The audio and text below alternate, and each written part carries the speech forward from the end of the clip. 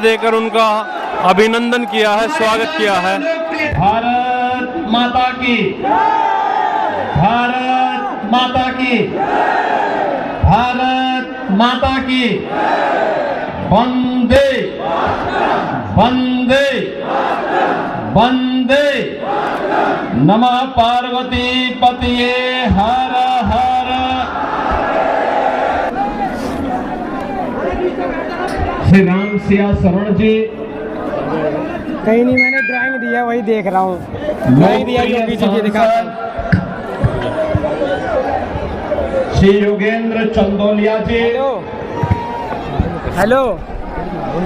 भारतीय जनता। बहनों और भाइयों, मैं जब दिल्ली विधानसभा चुनाव की दृष्टि आया हूं तो नजदीक से मुझे यहाँ की सड़कों को भी देखने का अवसर प्राप्त हो रहा है। मैं कल ही रात्रि को प्रयागराज से लखनऊ आया। उत्तर प्रदेश में प्रयागराज की धरती पर इस सदी का पहला महाकुंभ का आयोजन पूरी भव्यता के साथ हो रहा है।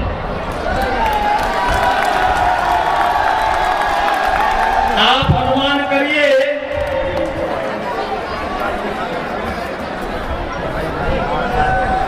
जनवरी से पौष पूर्णिमा से और आज 23 जनवरी तक इन 10 दिनों में 10 करोड़ श्रद्धालुओं ने प्रयागराज में मां गंगा, मां यमुना और मां सरस्वती के त्रिवेणी के संगम में पावन स्नान करके पुण्य के भागीदार बने हैं। आप प्रयागराज में जाएंगे तो अच्छी शानदार सड़कें मिलेंगी, कहीं गंदगी नजर नहीं आएगा, बिजली पूरी मिलेगी, कनेक्टिविटी चाहे वह सड़क की हो, रेल की हो या फिर हवाई जहाज की, तीनों की बेहतरीन कनेक्टिविटी प्रयागराज के लिए उपलब्ध रहेगी। बहनों और भाइयों, एक और प्रयागराज मां गंगा के तट पर लगने वाला इस सदी का सबसे बड़ा महाकुंभ प्रधानमंत्री मोदी जी के विजन के अनुरूप देश और दुनिया से आने वाले श्रद्धालुओं को न केवल आकर्षित कर रहा है बल्कि पुण्य का भागीदार भी बना रहा है। नमामि गंगे परियोजना क्या चाहता हूं, क्या यमुना जी में वह भी अपने मंत्रियों के साथ जाकर के स्नान कर सकते हैं क्या?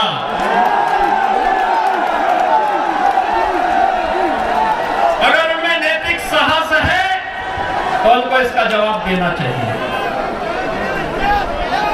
यमुना मैया को एक गंदे नाले के रूप में बदलने का प्रयास क्या उन्होंने किया है कि नहीं किया? और अगर वह व्यक्ति इस बात का अपराधी है तो फिर मुझे नहीं लगता है कि जनता जनार्दन की अदालत में उन्हें कोई माफी दी जानी चाहिए और माफी के हकदार नहीं हो सकते। बहनों और भाइयों, आज जब हम लोग दिल्ली की स्थिति को देख रहे हैं, ये राष्ट्रीय राजधानी है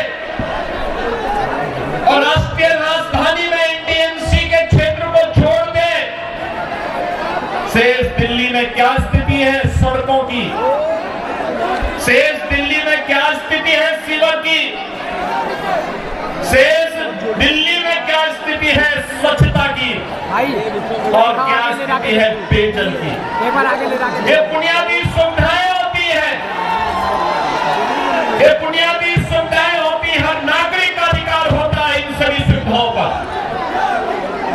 याद करिए, याद करिए, आज से 1 दशक पहले तक लोग याद करते थे, सुविधा प्राप्त करने के लिए दिल्ली आने की बात करते थे, सुविधाओं के लिए दिल्ली आते थे। अच्छी सड़क देखनी हो, मॉडल देखना हो, मेट्रो का मॉडल जो सर्दार अटल बिहारी वाजपेयी जी ने प्रारंभ किया था, उसे देखने के लिए पूरा देश दिल्ली आता था। बैठने के बाद हमें भी तो दिखना चाहिए। सड़कों की बात होती थी, दिल्ली आता था। स्वच्छता की बात होती थी, दिल्ली आता था। फिर सड़क है कोई पता ही नहीं लग रहा है। मैं जब से चल रहा हूँ यही दिल्ली के अंदर देख रहा हूँ। बहन और भाइयों, ये हमने खिलवाड़ करने की छूट एक व्यक्ति को और उनके गिरोह को क्यों दे दी है? स्वच्छता की स्थिति कितनी दुर्गतिपूर्ण है। कूड़ा का ढेर पड़ा हुआ है, गंदगी का ढेर पड़ा हुआ है। दिल्ली राष्ट्रीय राजधानी के अंदर इस प्रकार की दुर्गति हो, सीवर बहरा सड़कों पर, हमारे वाहनों को भी उसी सीवर के बहते हुए सीवर से गुजरना पड़ा। और अभी तो पेयजल का भीषण संकट आने वाला है। दिल्ली में आम आदमी पार्टी की सरकार का पाप का भुक्तभोगी हमारी पावन मथुरा वृंदावन के श्रद्धालुओं को और संतों को भी उठाना पड़ता है। एक गंदे नारे में बदल करके जाती है। जब भी नमामि गंगे परियोजना के अंतर्गत मां यमुना की शुद्धता की बात आई, स्वच्छता की बात आई, तो अरविंद केजरीवाल एंड कंपनी ने कोई सहयोग नहीं किया। ये सहयोग नहीं करना चाहते, कोई विकास का कार्य नहीं करना चाहते, किसी विकास की परियोजना का मौके पे जाकर के भौतिक सत्यापन नहीं करना चाहते, जनता को बुनियादी सुविधा मिले, उसका अधिकार प्राप्त हो, ये वे काम नहीं करना चाहते। इनका तो एक ही कार्य है, प्रातः काल होते ही सोशल मीडिया पर झूठे ट्वीट करना, झूठी फिल्मों का प्रदर्शन करना, छोटे प्रेस वक्तव्य और प्रेस वार्ता के माध्यम से केवल गुमराह करने वाले वक्तव्यों को देना। जितना समय झूठ बोलने की एटीएम के रूप में आम आदमी पार्टी और उनके नेता समय बर्बाद करते हैं, ये झूठ का एटीएम बनने की बजाय अगर उन्होंने जनता की जन सेवा और विकास के बारे में सोचा होता तो 10 वर्ष में दिल्ली की कायाकल्प हो गई होती, दिल्ली बदल गई होती। लेकिन बहनों और भाइयों, दिल्ली बदलने की नहीं, इन लोगों ने दिल्ली को तो एक कूड़ा घर बना दिया है, दिल्ली को व्यवस्था का एक अड्डा बना दिया है। आजकल मैं सुन रहा हूं अपने भाषणों में से अरविंद केजरीवाल जी बार बार उत्तर प्रदेश की चर्चा कर रहे हैं, लेकिन उनको भूलना नहीं चाहिए अब मॉडल के रूप में उत्तर प्रदेश को लोग देख रहे हैं। मैं पूछना चाहता हूं, दिल्ली के अंदर भी ओखला औद्योगिक क्षेत्र है और पिछले 10 वर्ष में उद्योग ना के बराबर लगे, कोई सुविधा नहीं, कोई सुविधा नहीं। आम आदमी पार्टी ने एक सुनियोजित साजिश के अंतर्गत ओखला दिल्ली के अंदर उद्योग तो नहीं लगने दिए, कोई रुचि भी नहीं ली, लेकिन इसमें बांग्लादेशी घुसपैठियों को, रोहिंग्या को जरूर बसाने का काम किया है। आम आदमी पार्टी के नेताओं के घर में आधार बनाने की मशीन के माध्यम से आधार बांटे जाते हैं इन बांग्लादेशी घुसपैठियों को, और दूसरी तरफ उत्तर प्रदेश में न्यू ओखला के रूप में नोएडा की तस्वीर भी आप सबके सामने है। आज आप जाइए दिल्ली की सड़कों को और नोएडा की सड़कों को जाकर के देखो, जमीन आसमान का अंतर नजर आएगा। दिल्ली की सड़कों को और गाजियाबाद की सड़कों को जाकर के देखो, जमीन आसमान का अंतर नजर आएगा। इसको ऊपर मत उठाओ। उत्तर प्रदेश के शिक्षण संस्थानों को, उत्तर प्रदेश के मेडिकल कॉलेजेस को और दिल्ली के अंदर यहाँ की राज्य सरकार के द्वारा चलाए जाने वाले वे जर्जर विद्यालय के भवनों को देख करके आप अंदाजा लगा सकते हैं कि बच्चों के भविष्य के साथ इनका व्यवहार क्या है। बहनों और भाइयों, एक सुनियोजित साजिश के तहत दिल्ली की जनता को तो इन्होंने जन सुविधाओं से वंचित रखा ही, साथ साथ राष्ट्रीय सुरक्षा के साथ खिलवाड़ भी इन्होंने उन अपने शरारत भरी कृत्यों से किया है। आपने देखा होगा 2020 में दिल्ली के अंदर किस तरीके से दंगे करवाए गए और आम आदमी पार्टी के पार्षद और उनके विधायकों की संलिप्तता इस पूरे षड्यंत्र में सामने आई थी। वे लगातार राष्ट्रीय सुरक्षा के साथ खिलवाड़ कर रहे हैं। स्वाभाविक रूप से जो अपने गुरु सर्वे अन्ना हजारे को धोखा दे सकता हो, और व्यक्ति जनता को भी धोखा देने में माहिर हो रहा है। देश को भी धोखा दे रहे हैं, जनता जनार्दन को भी धोखा दे रहे हैं। लगातार अपने वक्तव्यों के माध्यम से ऐसे वक्तव्य जारी कर रहे हैं जिसमें अब मैं विश्वास के साथ कह सकता हूं कि दिल्ली की जनता आने वाली नहीं है। और मैं यही अनुरोध करने के लिए आया हूं। बहनों और भाइयों, मैं आपको एक बात और कहना चाहता हूं। मैं आपसे एक बात और कहना चाहता हूं। जो यहां पर आम आदमी पार्टी की सरकार और आम आदमी पार्टी जो लगातार कह रही है, ये लगातार एक बात को कह रही है कि इन्होंने यहाँ पर बिजली दी है। बहनों भाइयों, एनडीएमसी का क्षेत्र जहाँ बिजली मिलती है 24 घंटे, वो गृह मंत्रालय और शहरी विकास मंत्रालय भारत सरकार के अंतर्गत आता है। जय श्री राम। शेष दिल्ली में पावर कट देश के किसी भी बड़े महानगर से, किसी भी नगर से ज्यादा पावर कट। मैं कह सकता हूं उत्तर प्रदेश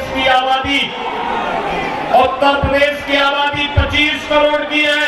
हर जिला मुख्यालय को 24 घंटे की बिजली आज के दिन पर हम दे रहे हैं। और बिजली का पर यूनिट दाम उत्तर प्रदेश में एक सामान्य उपभोक्ता के लिए अगर है ये 3 से 3.5 रुपए है, इससे ज्यादा नहीं है। दिल्ली में यही 9 से लेके 10 रुपया है, यानी उत्तर प्रदेश से 3 गुना पैसा लेते हैं, लेकिन 24 घंटे बिजली यहां पर नहीं दे पा रहे हैं। बहनों और भाइयों, मैं केवल आपसे एक बात कहना चाहता हूं। जो लोग आपके साथ खिलवाड़ कर रहे हैं, आपको जन सुविधाओं से वंचित कर रहे हो, दिल्ली की पूरी तस्वीर को बदसूरत कर रहे हो, राष्ट्रीय सुरक्षा के साथ खिलवाड़ कर रहे हो, ऐसे लोगों को सत्ता में दोबारा आने का कोई अधिकार नहीं होना चाहिए, कोई अधिकार नहीं होना चाहिए। आज आपके सामने भारतीय जनता पार्टी की डबल इंजन की सरकारें आपके पास काम करती हुई अगल बगल के राज्यों में नजर आ रही है। उत्तर प्रदेश है, हरियाणा है, राजस्थान है, मध्य प्रदेश है, छत्तीसगढ़ है। इन सभी राज्यों में जाकर के देखो।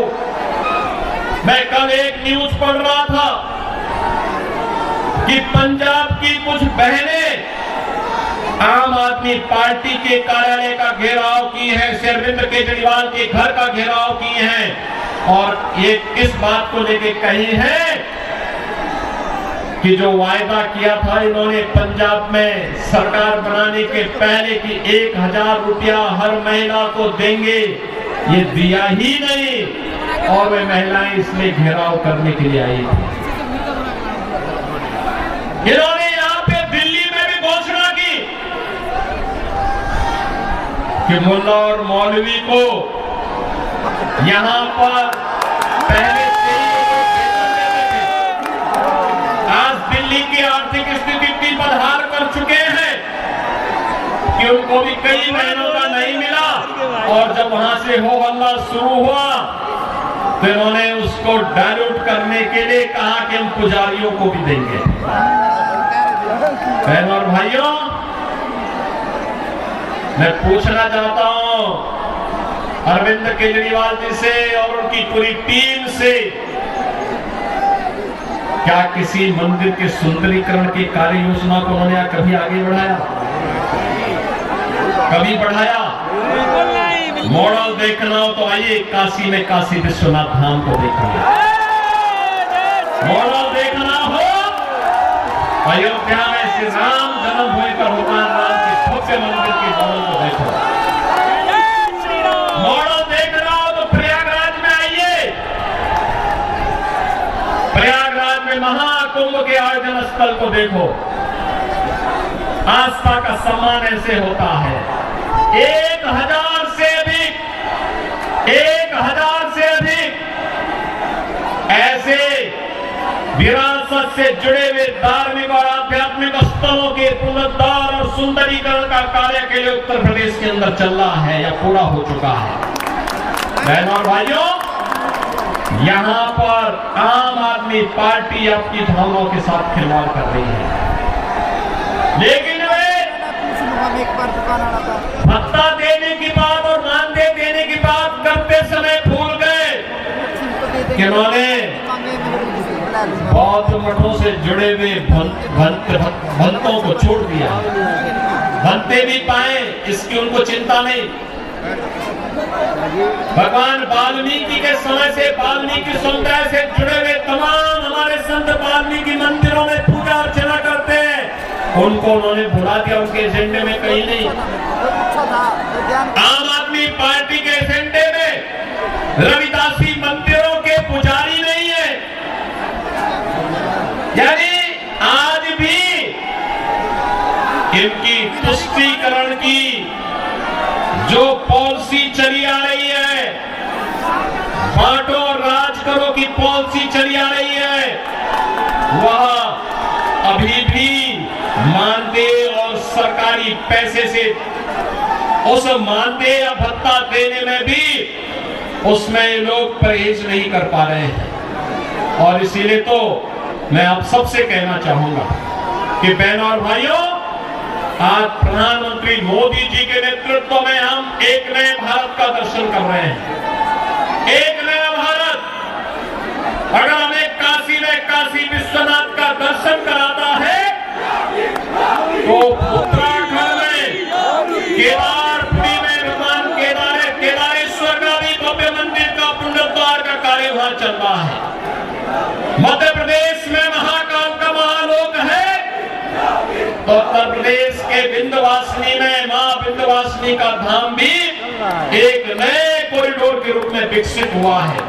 अयोध्या में 500 वर्षों के बाद फिर से रामलला विराजमान हो गए हैं और इस अवसर पर मैं आप सबसे अपील करना चाहूंगा, यह समय है जैसे उत्तर प्रदेश डबल इंजन सरकार का लाभ प्राप्त कर रहा है, एक साथ एक स्वर में सभी सरकारें मिल करके विकास को ध्यान में रख करके, युवाओं के भविष्य को ध्यान में रख करके, अन्नदाता किसानों के भविष्य को ध्यान में रख करके, बहन और बेटियों की सुरक्षा को ध्यान में रख करके, व्यापारियों की सुरक्षा को ध्यान में रख करके अपना कार्य कर रही है।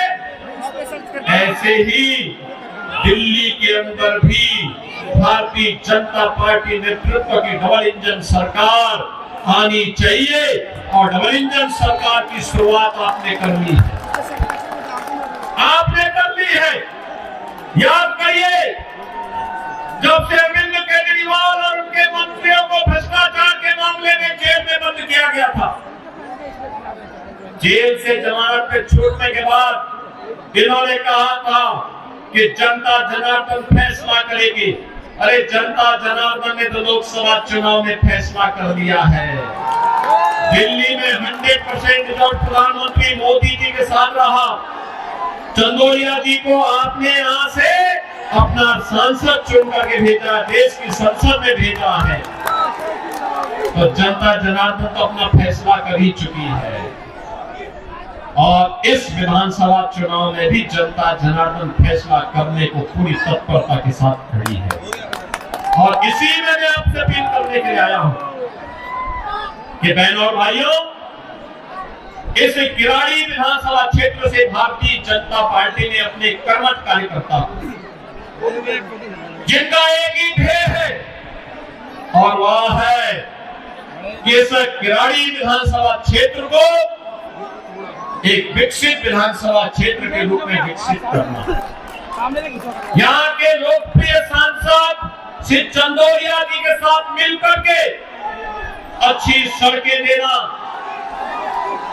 सिविल लाइन बिछाना, पेयजल की पुख्ता व्यवस्था करना, स्ट्रीट लाइट को दुरुस्त करना, साफ सफाई और स्वच्छता के मानक पर एक आदर्श विधानसभा के रूप में विकसित होना, बाल और बेटियों को सुरक्षा प्रदान करना, युवाओं के लिए रोजगार के अवसर उपलब्ध करवाना, उत्तम शिक्षा के उत्तम स्वास्थ्य के केंद्र को बेहतरीन तरीके से, मॉडल तरीके से संचालित करने का कार्य।